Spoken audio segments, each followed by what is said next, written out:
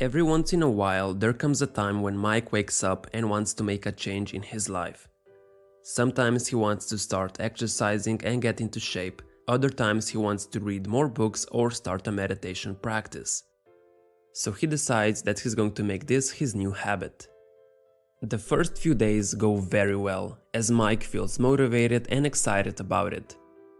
But as few more days pass, his so-called new habit doesn't excite him anymore.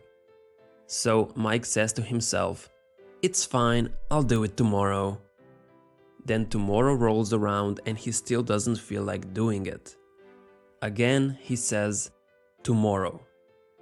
This keeps on happening until his desired new habit is nearly forgotten.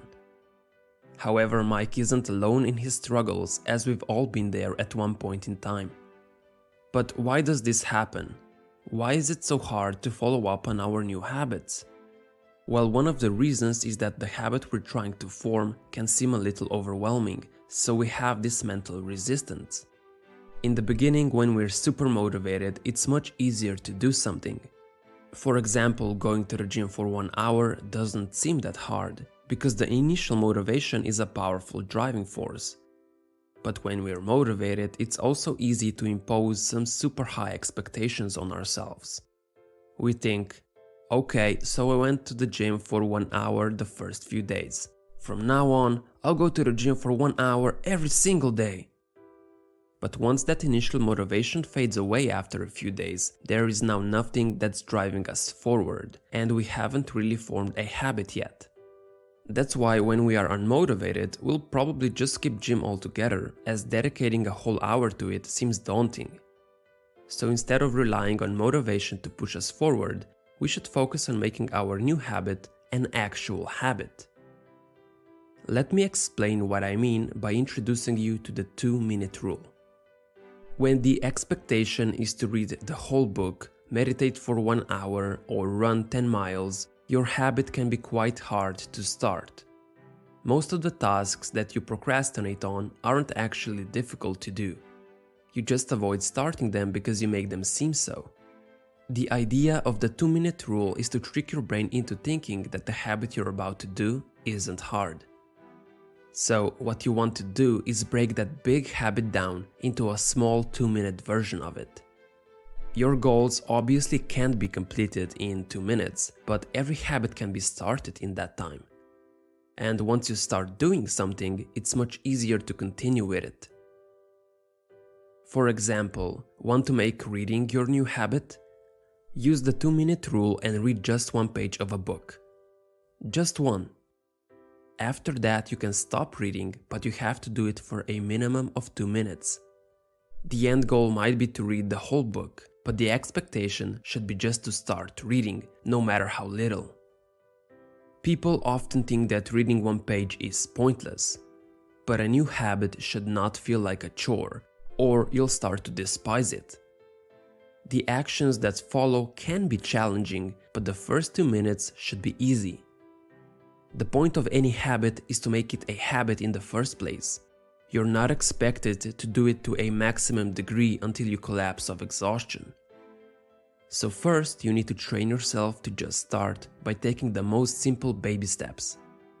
Once you start, it's so much easier to just continue because that mental resistance is now gone and you are already doing the habit you wanted to. Using the 2-minute rule, your goals should change to something like this. Become a writer becomes write just 1 sentence. Floss all my teeth becomes floss 1 tooth. Run 3 miles becomes put on my running shoes and go outside. All of these things are easy to do, however they are super important as they are what gets you started. You can't write a book if you can't even write a single sentence. Neither can you be an athlete if you can't put on your running shoes. But even if it's just 1 word or just a walk around the block, it's more than nothing. And more importantly, what you're doing is you're forming and reinforcing the habit. Eventually, that 1 sentence you wrote turns into a paragraph, which forms a chapter, which in the end becomes a book. but you have to start with that first sentence. Let me give you an example of how I use the 2-minute rule in my own life. I've always wanted to play the piano, so I bought myself one.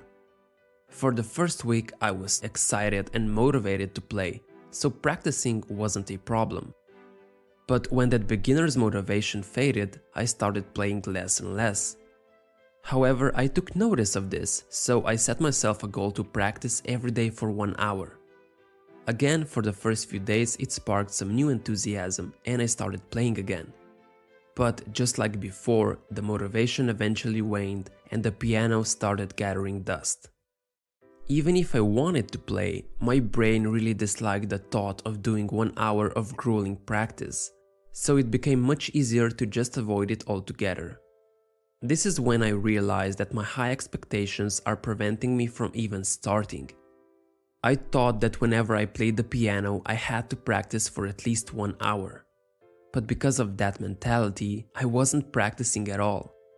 However, after applying the 2-minute rule, my goal changed dramatically. I changed my objective into a new one. Play anything on the piano for just 2 minutes. That's it. There was almost no mental resistance, since playing anything no matter how badly for just 2 minutes is a piece of cake. And my brain also liked the idea of doing something so simple. But the real magic was that it was much easier to continue practicing for longer after that. I mean, I was already sitting there and playing. Why not just keep on going? So I did. The 2-minute rule allowed me to make playing the piano a habit, and I actually haven't broken the streak since that day. Every once in a while, there comes a day when I don't feel like playing after those 2 minutes are up. And that's fine. What's more important is that I reinforce my habit consistently.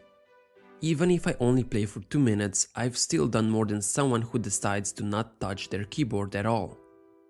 Ultimately, I can't be a pianist if I can't even play for 2 minutes.